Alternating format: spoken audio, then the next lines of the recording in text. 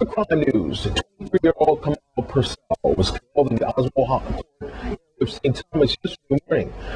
Deputy found Purcell suffering from at least 5 gunshot wounds to the back and the chest. Residents with any information on the shooting are urged to call the department's major crime unit at 715-5545 or 911. In other news, Governor John the Young held a press conference on the recent scandal involving the Roy Schneider Hospital board members. It's a call for this report.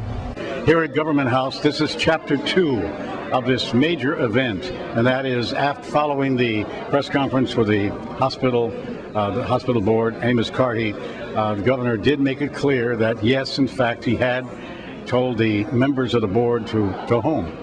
And he also added some other items, a leave of absence, if you will, for a period of time for Amos Carty and others, and made it quite clear where he stands on this, and then announced the names of the persons who would fill the vacancy of that board. He said we cannot have the hospital not operating properly. He praised the members of the Schneider Hospital, the Cancer Center, and others for their good work, and he said this audit has nothing to do with their performances. So here is the governor, as he opened his press conference, making quite clear how he believes this should be done.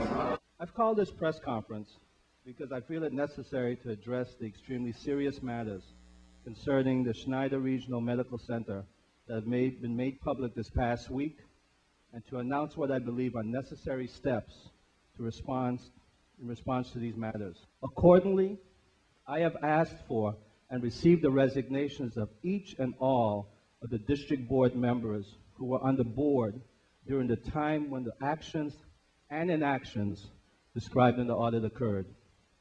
I requested these resignations because I believe that we need to make a clean break from these past results, and we need to begin to work with a clean slate in order to create a new future for the Schneider Hospital, the Kimmelman Cancer Center, and the Myra Keating Smith Community Health Center.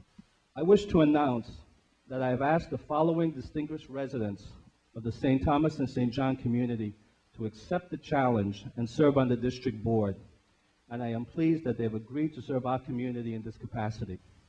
Ms. Dilsa Capdeville, one of our strongest advocates for children and families and the founder of Kidscope. Attorney Maria Tankinson Hodge, a respected lawyer and partner of the St. Thomas law firm of Hodge and Francois. Mr. Vincent Samuel, the current Vice President for Finance and Administration, as well as the Chief Financial Officer for the University of the Virgin Islands. Mr. Miles Stair, a longtime resident and well-respected businessman and retailer from St. John. Mr. Cornell Williams, formerly of the University of the Virgin Islands and the Virgin Islands Port Authority, and now President of International Capital and Management, an important St. Thomas-based businesses. These nominations will be immediately sent to the legislature for confirmation. In St. Thomas at Government House, Lee Carl for News Channel 8. Well, here's the St. Croix crime report for this week. Michelle Twist-Wall has a story. We'll talk about her. Let's go over the crime report business on this Friday. And I have to tell you that every day this report has to go to a crime scene. Just about every day I have to go to a crime scene with just gunshots. Very too many illegal guns on the island. But here's a twist. In both newspapers this morning, we find out that there's been a shooting on King Street. Actually, right in this area, I found out. At 8:30 in the morning, the victim was treated at Louis Hospital. The police chief, Raphael Bramble, confirmed it. This victim was shot in his buttocks. I just checked with some police sources in the area.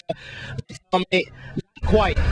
Yes, he was not shot, but he was actually stabbed in his buttocks. He was treated at Louis Hospital. We got that information, unconfirmed reports, and this happened in this area on Wednesday night.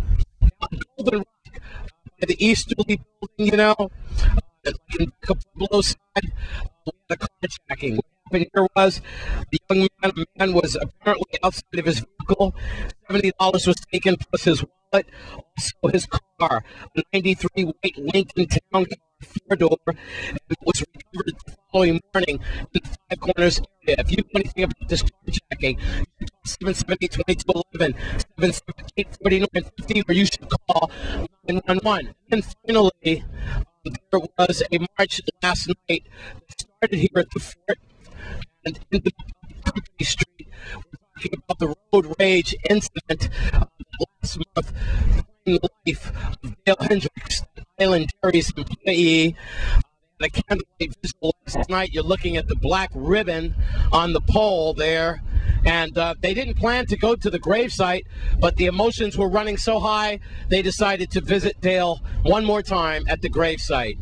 Don't forget, arrested and home on house arrest waiting for his trial is Jeremy Davis Shook, the young man that allegedly killed Dale Hendricks in that road rage incident. You might remember that. So that's what's going on with the crime update report here at the Fort and Christian Squad. I'm the small news channel.